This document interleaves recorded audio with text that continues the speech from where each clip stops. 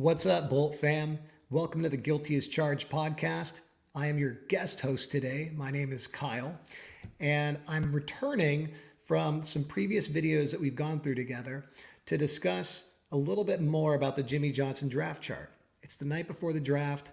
I'm really fired up, so I wanted to kind of present to you guys a little bit of a visualization as to how the draft chart could influence decision-making processes if Tom Telesco had watched that video, let's just say.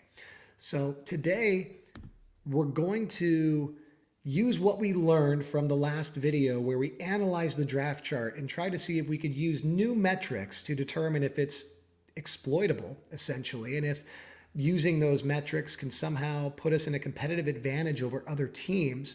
And then we'll mock out a couple drafts, which I've already done ahead of time. I'm just going to give you guys the review afterwards. Otherwise, this would have taken way too long.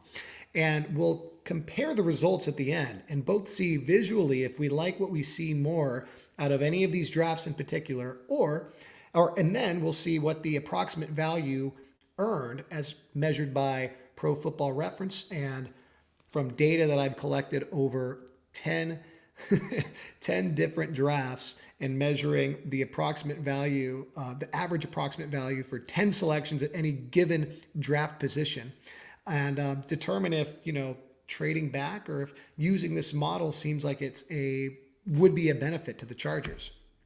So to give you a quick recap, I don't want to dive too much in this and waste your guys' time if you've already watched the video.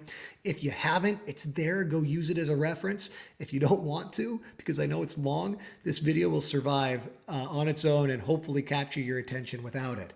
But as we know, the Jimmy Johnson trade chart was used to try to give the Cowboys a competitive advantage in trading by assigning values to all the picks and then creating kind of a metric where Jimmy Johnson was able to decide, okay, a first round pick should be worth this much, a second and a third should be worth this, or maybe a fourth and a fifth, put them together.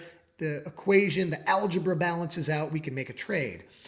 The problem was the data was to create the chart was only gathered based on previous trades. There was no measurement for how those players that were picked actually performed. They were just trying to track trends in how GMs across the league were measuring the value of each pick. So there was no real actual performance metric used in creating the chart, which to me reeks of inefficiencies and gives us an opportunity to create a new chart, a new algorithm that will help us exploit teams that are still using this Jimmy Johnson trade chart today, which we know they still do. That's pretty much a fact, even though there's other charts out now that are much more reliable in many folks' opinions. Almost every team still has the Jimmy Johnson chart on the table come draft day, which I think is amazing. And as we said before, at the end, we'll review the AV for each trade that we make and see which one appears to be the strongest. So first, trading up. Let's go over what trading up would look like. Just kidding. This is a good vibes only video, guys. I would be crushed if we traded up because it's against everything we talked about in the last video. Now, you do have a discount in perceived draft capital if you trade a future first or future picks, but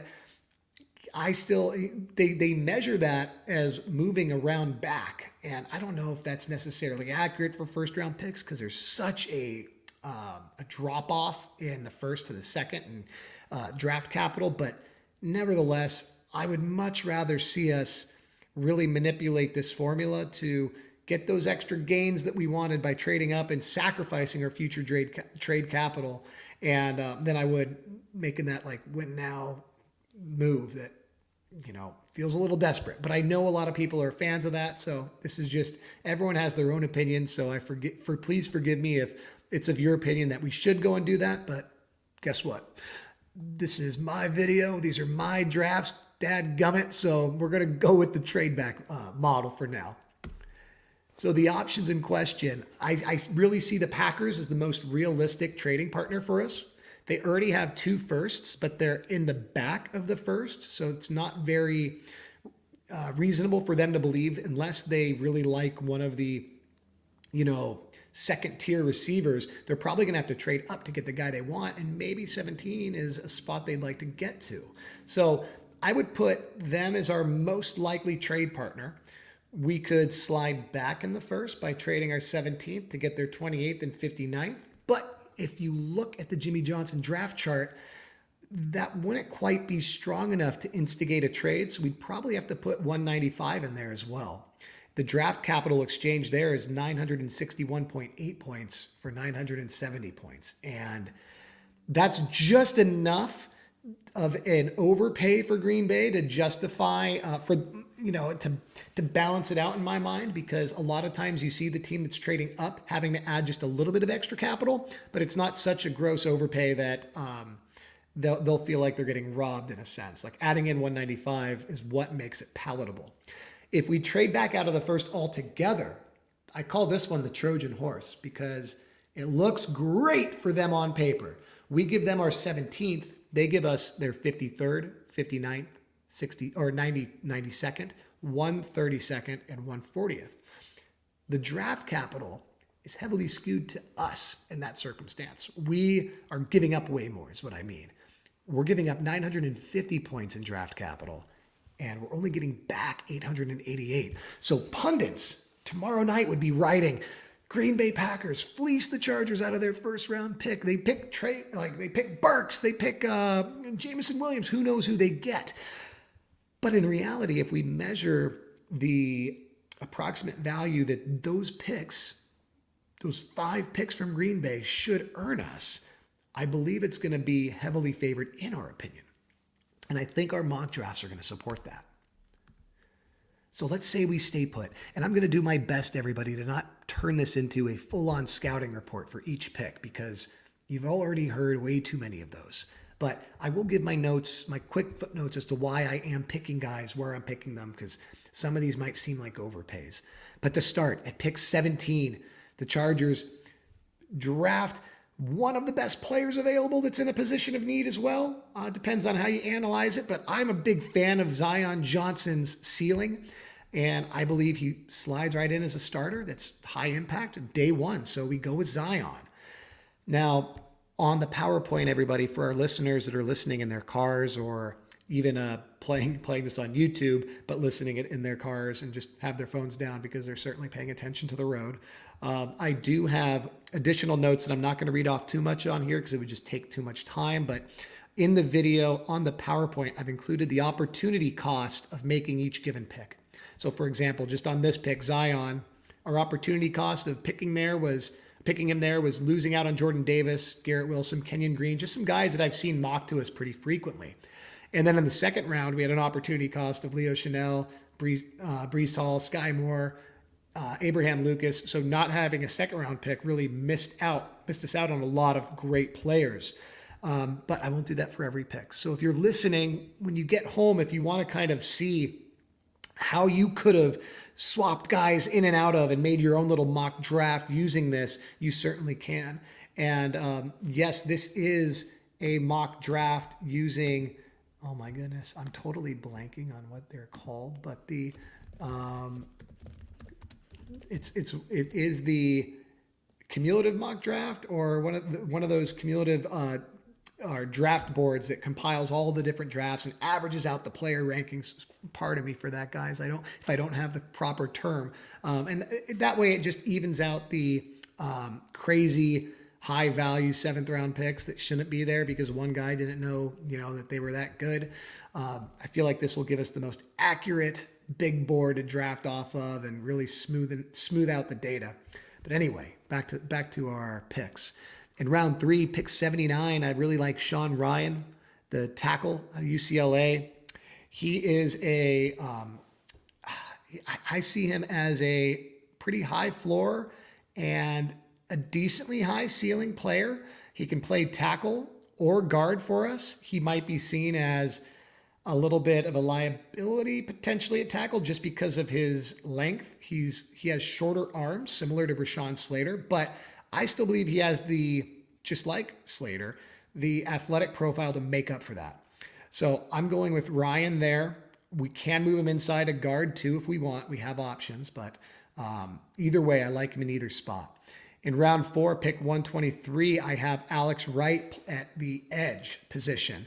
I like Alex because he's a physical specimen, and I want to draft somebody like him that has all of the physical tools and just needs to be coached up a little bit, while we have bona fide veteran studs that could coach him up in Mac and Bosa.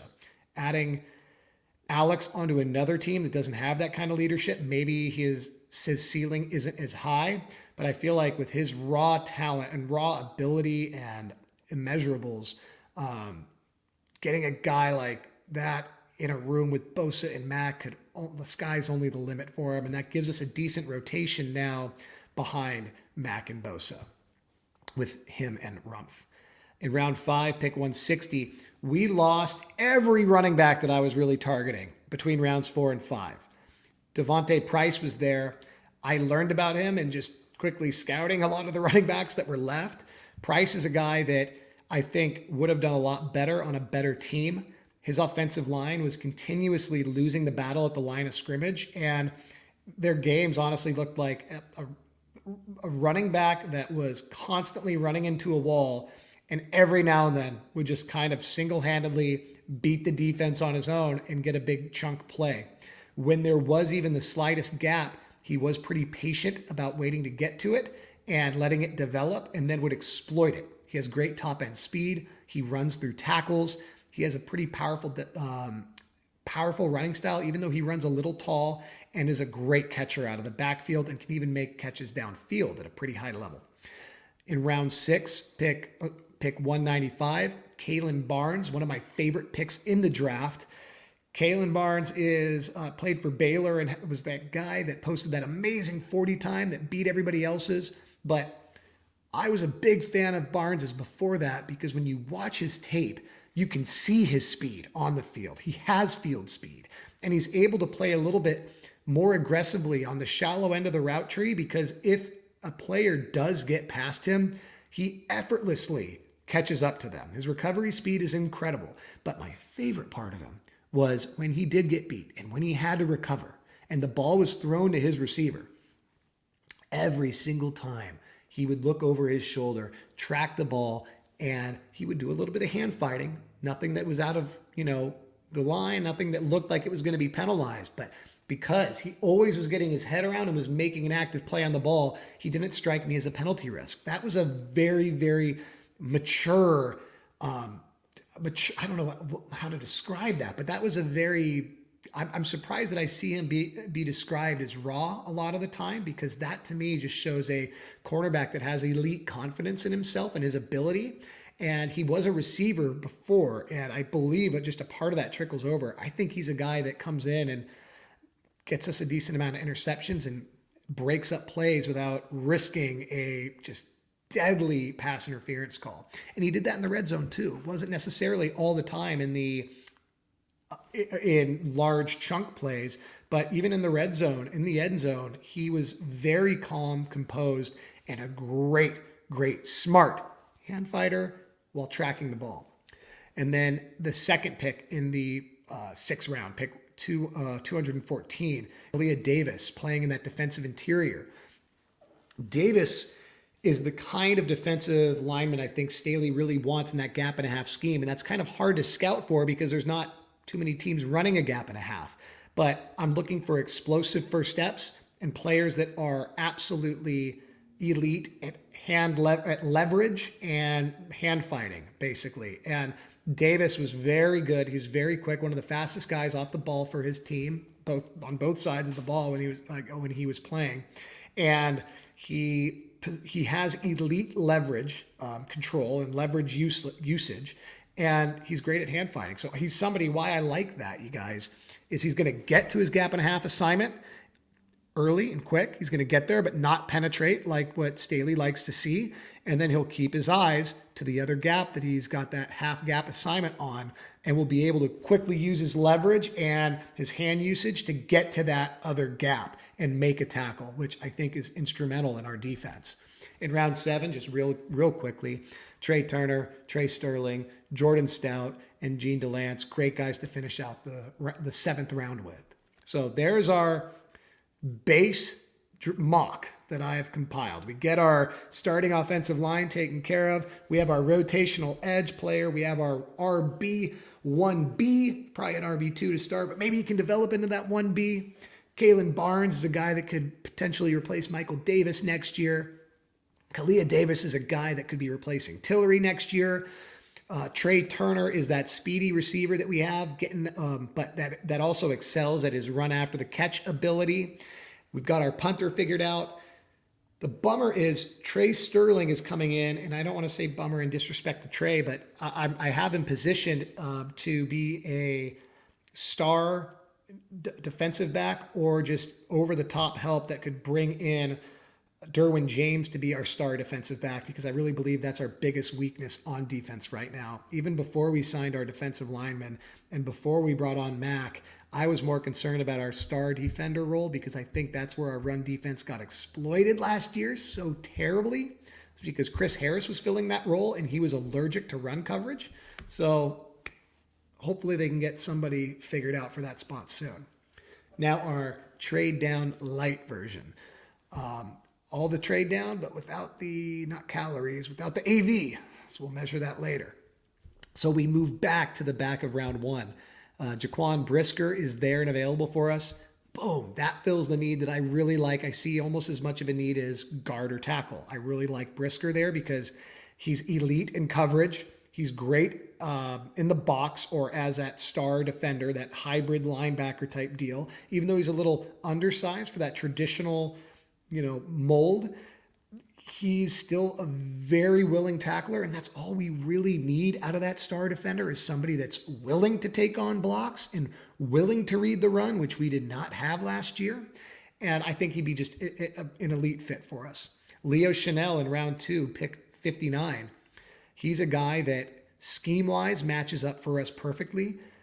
Is he the best in coverage? No, but under Staley's scheme, are his coverage assignments going to basically be limited to manning up on the running back and playing the hook zone, waiting for a shallow pass to come through and striking? Most of the time, yeah. When I watched the Raiders game, I was trying to count how many times I watched one of our linebackers flip their hips in coverage, and it only happened twice. And both times I think they were actually off assignment. So that was really intriguing to me.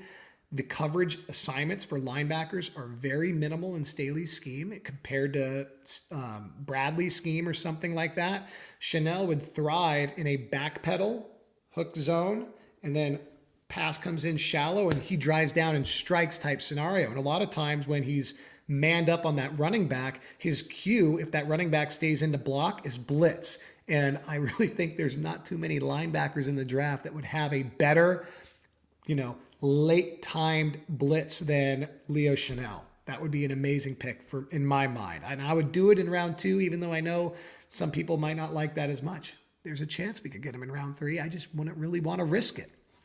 In round 3, pick 79, we still pick up Sean Ryan. At this point, we don't know if he's going to play guard or tackle, but either way, I'm very confident he would be a stud at either spot. Maybe we keep him at left guard and slide Filer out there to right tackle. Maybe we let Sean try to play tackle in camp and just see how it plays out. We'd have to figure it out. But hey, the good thing is Chargers have 2 of the best that he can practice against. So if they get exposed in camp, we'll figure out pretty quickly if we need to change things around. Round 4, pick 123, we have Alex Wright again. Round 5, pick 160, Devontae Price once again. And the heartbreaker of the draft for me in round 6, pick 214, Kalen Barnes wasn't available. I really like Kalia Davis too, but I would definitely be prioritizing Kalen Barnes because I just think his ceiling is sky high. He's somebody like Mr. INT that we just picked up. Might not be on everyone's radar right now, but the dude's a baller, and I see a lot of maturity in his gameplay, so I really want him.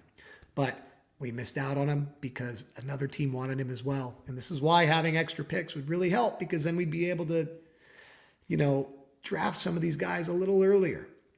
But Kalia Davis at the defensive interior is still a solid pickup in round 6, pick 214. In round 7, I ended up picking up I believe that's our second. Well, our second in draft order, but in cumulatively kept it at 3 offensive linemen drafted. We got Tyrese Robinson, but we also got Trey Turner, Jordan Stout again, and Gene DeLance. Now for my totally unbiased favorite draft of them all. And in this draft, we have traded out of that first round, and we've picked up the Packers picks of 53, 59, 92, I believe it's 132 and 140. So 5 picks, 3 second day selections, 2 day 3 selections, and I really like the results that it got us. At pick 53, we have Leo Chanel again. But now at pick 59, we're able to pick a guy that has played the right tackle position for many seasons, Abraham Lucas. He's not the tier 1 of the right tackles in the draft, but he is a guy that is, I believe, pretty unquestionably ready to just go ahead and start at right tackle. We're not worried about him changing positions. We're not worried about him having to acclimate or work on his footwork or anything like that, or establish a comfort level. He's out of the box, ready to go. Round 3, pick 79, we have Sean Ryan now competing for one of those guard spots.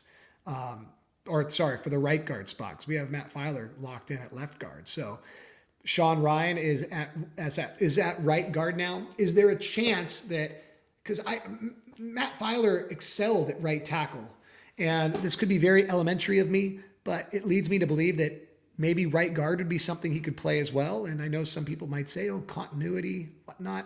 I would have a little bit of apprehension towards Sean Ryan starting at right guard right out of the gate with Lucas, another rookie, at right tackle. If we could split them up and have Filer on the right side, that'd be great. If not, I am confident that Lindsley is an elite enough center with an elite left guard, or just maybe a very, very great left guard in Filer, that Lindsley could focus on helping Sean Ryan a little bit and making sure he's good to go. And yes, Abraham Lucas would have a tall order of kind of being on an island on the right side, maybe with a little bit of tight end help, but hopefully not. The real exciting thing, though, is with that extra third, we've picked up that speed threat wide receiver we need so bad in Calvin Austin III. That's a no-brain, win-win situation for us at pick 92. We have Alex Wright still at pick 123. At pick 132 in the 4th round, we have Tyler Algier. That's one of my favorite running backs in the draft. I don't think we need a guy that has a very huge, has tons of breakaway speed or anything like that. I want a bruiser, man, that's going to play with a linebacker's mentality, which coincidentally Tyler was at one point.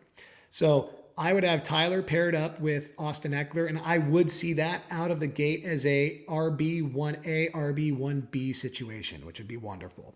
In pick 140, we've picked up Donovan West, a guy that could train under Lindsley as a center, but also maybe give us some guard help if we need it. That is the kind of depth pick that I feel like a soon-to-be championship team makes. Let's not rely on our depth to be filled by undrafted free agents. Donovan's a guy that in a couple of years might be ready to start at center, a highly cerebral position. I would be fine with him playing out his entire 4-year contract with us, or with him training under Lindsley. And whenever Lindsley has to move on for whatever reason, if Lindsley were to retire a little early, or if he just plays out his contract, which I believe would be expiring right around the same time, even if Donovan West has been kind of our swing guard and backup center, that to me, I love, because center is such a cerebral position. I don't want to start rookies at center. I want somebody that's been with the team and been a vet and can make calls at the line. And Donovan West is a guy like that. I'd be a big fan of that pick. Round 5, pick 160, Kalen Barnes. We're back in the action, baby. We got Kalen again. I'm so glad we did. The first draft, we got him. And it may have been bad process, because I really wanted our 5th round pick that we got, because I was very afraid that we would run out of running backs. He was the last guy that I saw as a solid contributor in year 1, but I gave up a potential stud cornerback down the road. Now I've kept him. I drafted him earlier than I did before, but if I have this many picks, I'm making the Kalen Barnes pick early. I also pick Sterling Weatherford up in round 5 at pick 195. He is somebody that I see with star defensive back potential. He's somebody that excels in coverage, does a great job in zone coverage specifically, which is what the star defender will typically be doing. But he's also a guy that's big. He's like a poor man's, I hate to say that, sorry if you're listening, Sterling. He's just in terms of how draft pundits have viewed him, we'll say, he's a poor man's Kyle Hamilton. 6'4", he's 10 pounds heavier, close in speed to Kyle. Kyle might be a little faster with his pads on because he's so great at reading plays. But Sterling Weatherford would be a very good value pick there. He might even be able to play high in a two-man high scheme. I don't know if we'd want him as our single high guy, but in two-man high, he might be able to play high as well. But I think he would do good enough at that star role in year 1, at least rotationally, to justify the rest of this draft. I am a little bummed I didn't get like a Petrie or somebody in the second round. If you are really high on Ryan, that might be what you want to do. Petrie and Chanel. Or if you want to take away my favorite pick from me, Chanel, well, maybe you could do that and pick up a Petrie. I don't know. But anyway, getting back to this draft in this round, at round 6, pick 214, we pick up Davis again. And then in the remaining rounds, I actually liked, since we drafted so many guys, I didn't have as many needs to fill. I didn't need a Trey Turner as much. So I got another cornerback because Staley says he can't have enough of them. So Jacoby Durant is a guy with a great profile. He's very fast. He's not the biggest. He wouldn't hold up as our star cornerback, but on the outside, he has the speed and plays decent enough from what I saw in zone and man to be somebody we might be able to develop. Marlon McCall, he's not the prototypical defensive tackle or nose tackle that I think Staley likes. I believe Staley likes those tweeners. Sebastian Joseph Day is sub 300 despite being called a nose tackle.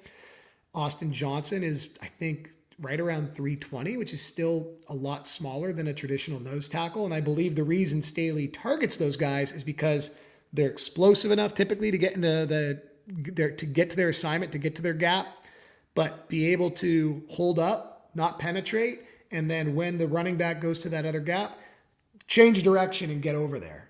It makes me question Jordan Davis as a fit. I don't think Jordan Davis is going to be a guy we pursue personally.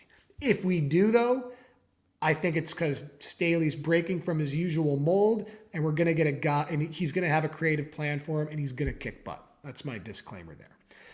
Joey Blount would be another guy, or Blunt would be another guy that would come in and play, give competition for Sterling at that star defensive back role and free safety. I would basically have a competition between those guys, and I would throw in Alohi Gilman in competition to earn a starting sub-package role there.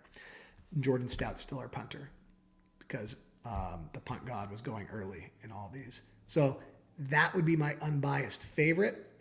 So comparatively, and I blacked out the guys that are getting picked in every draft, we have Zion Johnson, Price, Barnes, Turner, Sterling, and DeLance in the first draft as our unique players. And then in the second draft, we have Brisker, Chanel, Price, Turner, Robinson, and DeLance.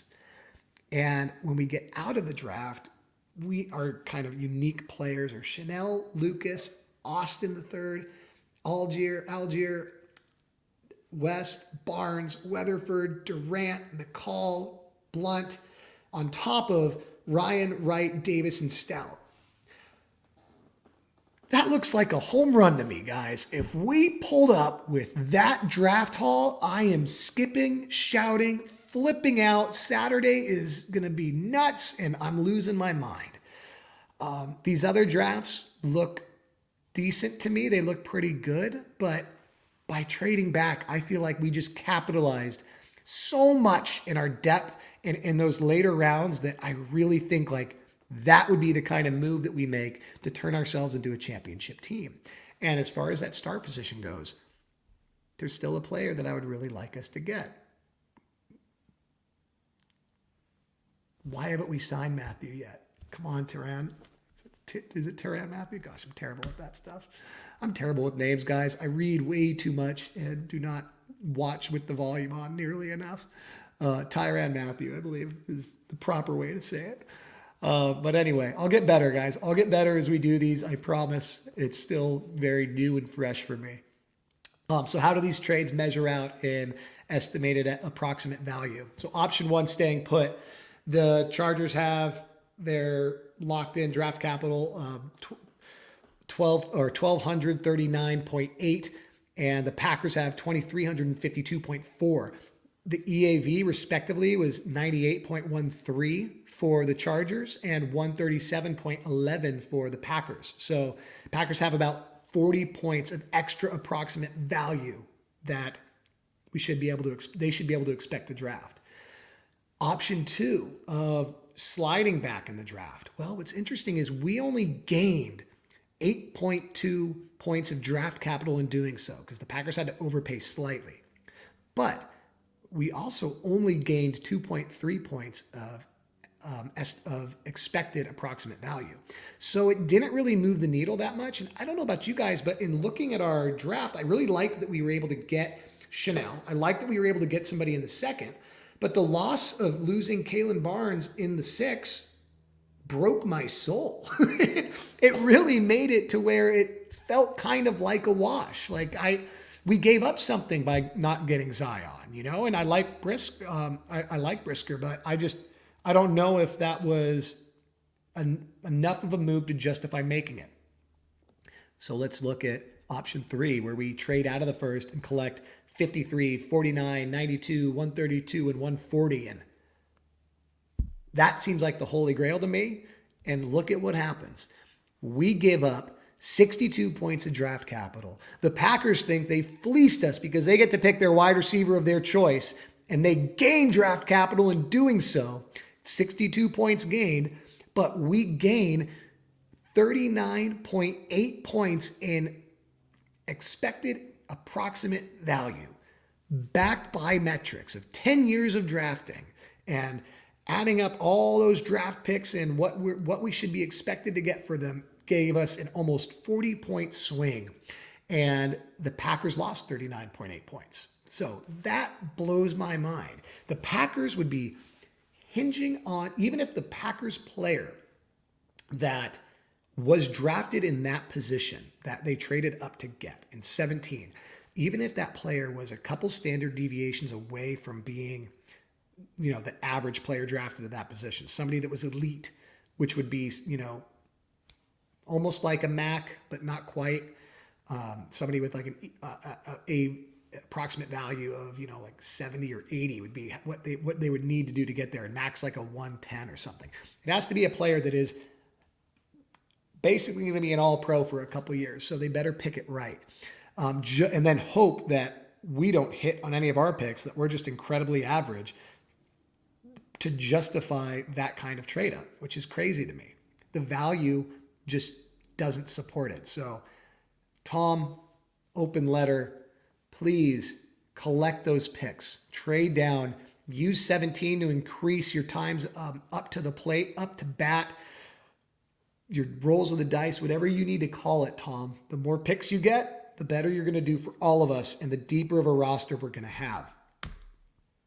So most importantly, guys, it's my favorite GIF, and it doesn't look like it's going to play for us. I guess they don't import it correctly or something like that when you do this. But I love that GIF of it's happening. Like, it's how I feel whenever the draft is coming up. I'm like, yes, here we are. Most importantly, guys, I just really, this is such a big deal because tomorrow is the start of a 3-day ceremony where 262 young men that have been dreaming of this day their whole lives will basically have their lives changed forever. Even the guys that are out of the league pretty quickly, what an experience you get to experience. So congratulations to all those guys. Nothing but amazing feelings and vibes to all of them, even if they go to rivals. And as well as the guys that get phone calls afterwards and get to choose their own destiny and go to a team and hope for a chance to win a role somewhere on it and make their impact in this league. This weekend's all about you guys. For us as fans, it's amazing, but let's all put out good vibes for those individuals who are going to come in and change our league. It's going to be awesome. Anyway, that's my soapbox. I hope you guys enjoyed this video. I hope it changed the way you look at trades and maybe influenced how you're going to look at the draft in the coming days. Maybe if we hear that draft or that trade chime at the live broadcast, you might be like, oh my gosh, maybe the Chargers are trading down. Maybe it's happening. Hopefully we don't hear it when it's another team higher than us that's trading up, but you never know. But that's all I have today, guys. Thank you so much for tuning in. Be sure to chat in the comments, and I'll be sure to join in the discussion with you guys. And as always, bolt up.